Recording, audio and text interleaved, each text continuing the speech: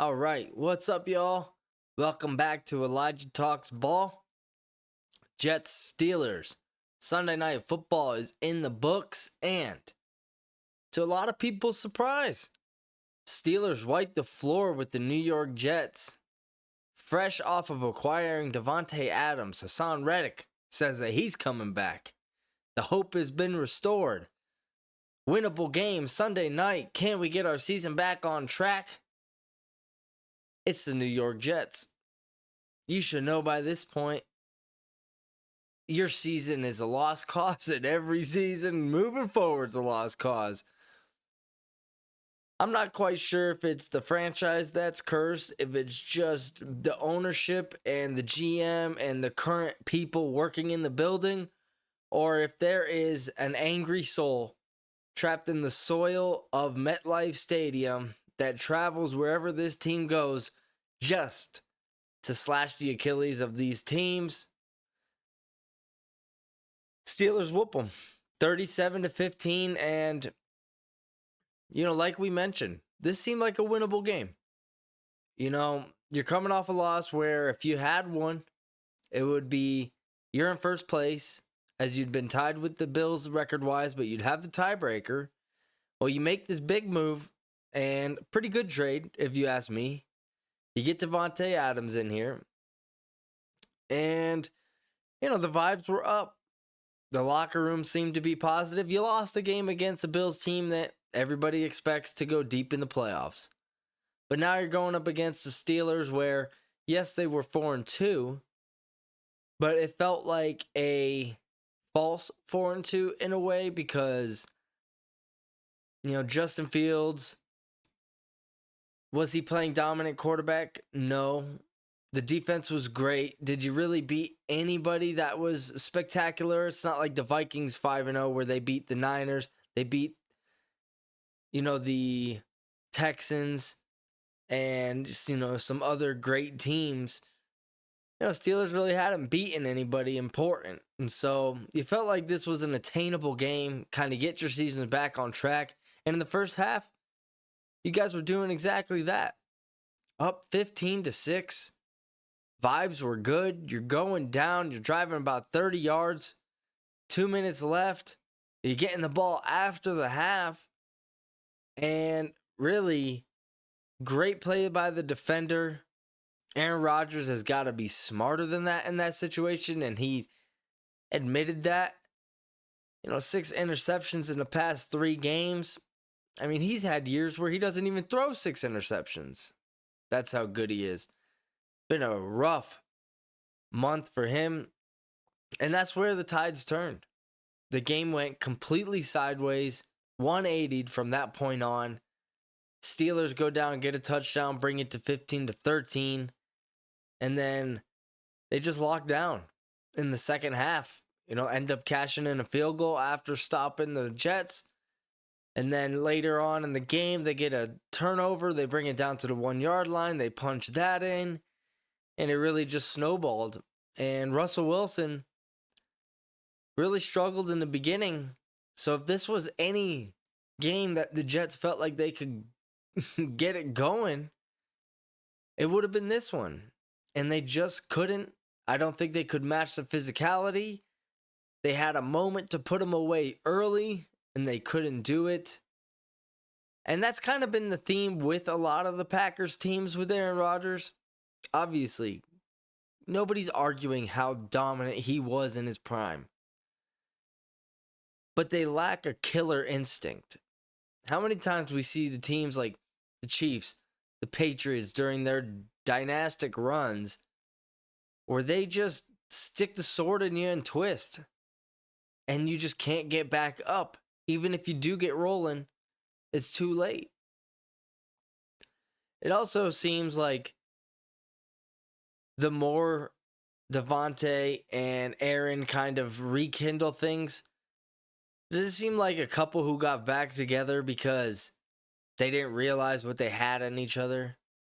And not in the sense of like, oh, we were always meant to be together. In the sense of, we just don't want to face the music, so let's just get back together and postpone the inevitable. I'm not sure how much this is going to work out. This season, yeah, you're going to get some wins because of it. But what's this mean for the long term? Garrett Wilson seems like he's in his head. You still aren't committed to running the ball. Your defense has taken 2 steps backwards each week now that Robert Saleh's gone.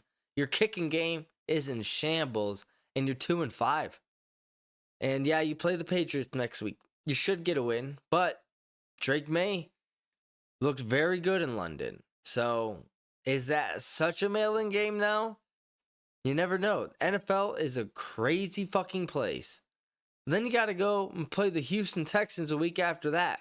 So even if you do beat the Patriots next week, what are you looking at? 3-6 halfway through the season. You got to go 6-3 just to make it to 500. So this was the week to get right. Russell Wilson, first start of the year for the Steelers in his career. Not a lot of firepower on offense. And in the beginning, there was blood in the water. And the Sharks should have been circling, but they just don't have a killer instinct on this team. And the Pittsburgh Steelers, it's the opposite. They do. They smell even less blood in the water, and they attacked.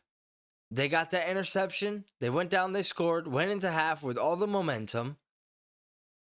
Came out and, they scored 31 unanswered points to end the game. And, George Pickens, if he can just continue to fulfill even a tad of his potential, he's going to be a dominant number one. Najee Harris was running better than I've ever seen him since his rookie year. The defense, even with TJ Watt not having a crazy great game, which he was impactful, it's just they give so much attention to him, which opens up other alleys for them to succeed in because they have to focus so much on one guy. That defense stepped up multiple different ways. That rookie, the cornerback, oh my gosh, I can't remember his name, number 31, Beanie Wells, I believe, 2 interceptions. Joey Porter Jr., been quiet this year, still a stud. Minka, still a stud. Highsmith, still a stud. Patrick Queen, damn near paralyzed somebody out there today, and hopefully that guy's doing well. Prayers out to him and his family. Hope he recovers. No doubt, it was great to hear that he had feeling and ability to move his limbs. That's always the scariest moment, so you hope this guy makes a full, speedy recovery. So prayers out to him and his family. Hopefully he recovers quickly.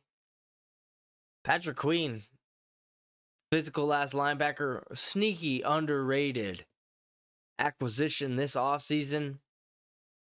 Coming from the Ravens, knows the division. Obviously, he's a physical player on that LSU team that went all the way. So, lot to like there. And this team, they found their opportunity and they seized it. And they rattled off 31 straight points. And when the game was in the balance, when there was a 4th down with about 7 minutes left, if the Jets get it, the game's alive. If not, game's over. Same with the field goal. They blocked the field goal. They swapped the pass. And that's exactly what you need in a playoff team. And now you move on. You're 5-2. And now you got to go play the Giants, which seems like a win.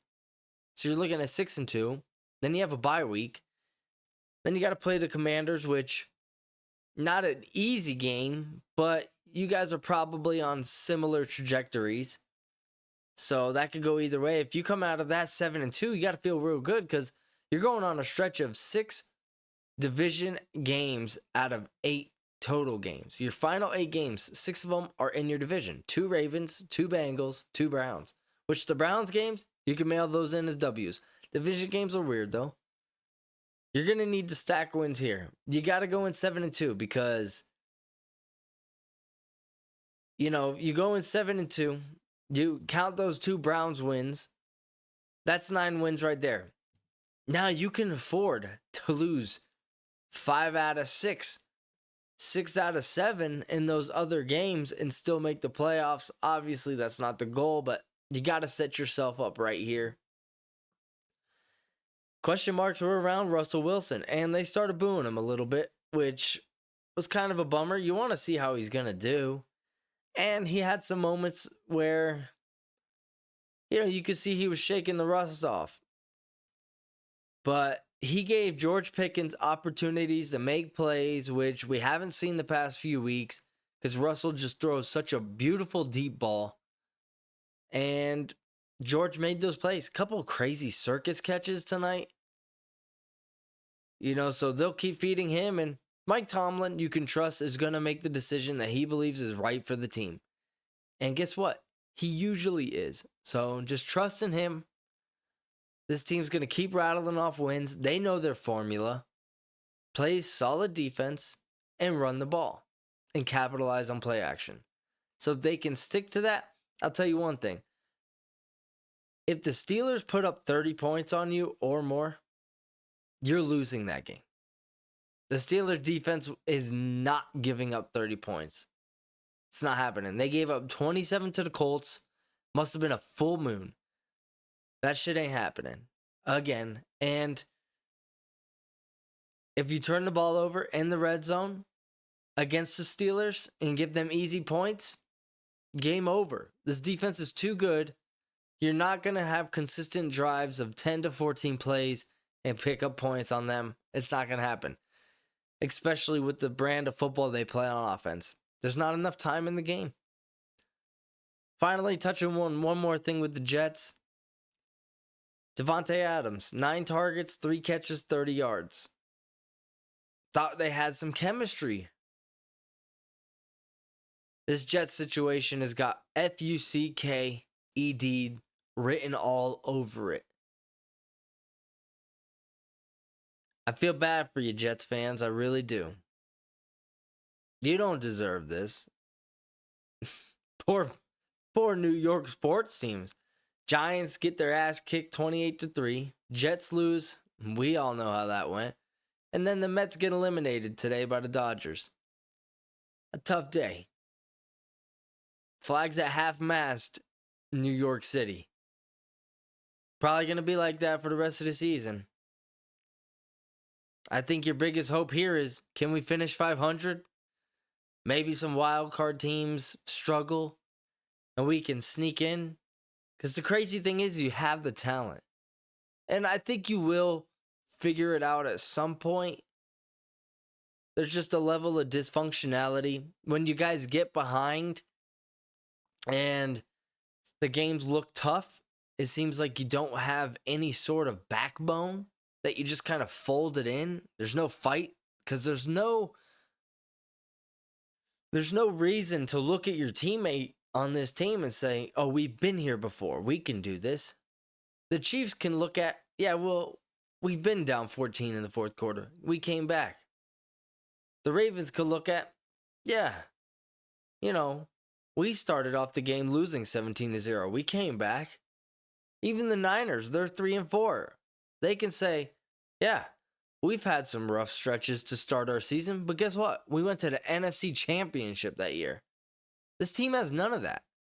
They have a quarterback who's only won 1 Super Bowl out of 20 years of playing at an MVP level.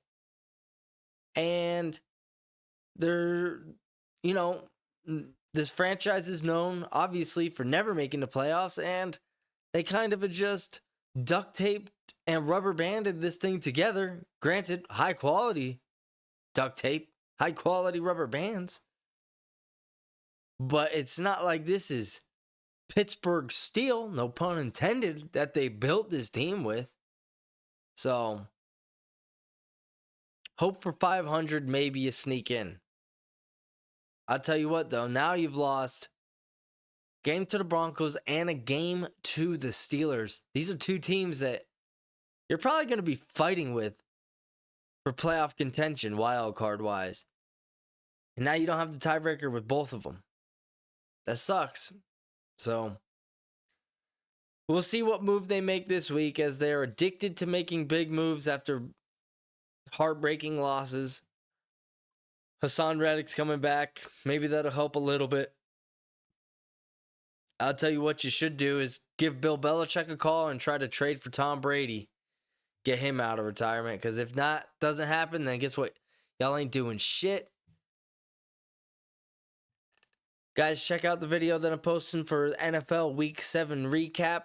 Gotta work tomorrow, so I'll be posting that on Tuesday. But like and subscribe, comment down below. Hope you enjoyed the Sunday slate of football. We'll be talking about college football as well in the video towards the end, kind of breaking down what's going on. And yeah, obviously we got to recap baseball. Dodgers, Yankees, that's the World Series. It's going to be super exciting. So we'll touch all of it on all of it this week, give a preview of the World Series, recap of the week, and then just a look ahead in general around the NFL, break down some Drake May. And yeah, that's about it. So stay safe, guys. Enjoy your Mondays, and look forward to talking to you again. Peace out.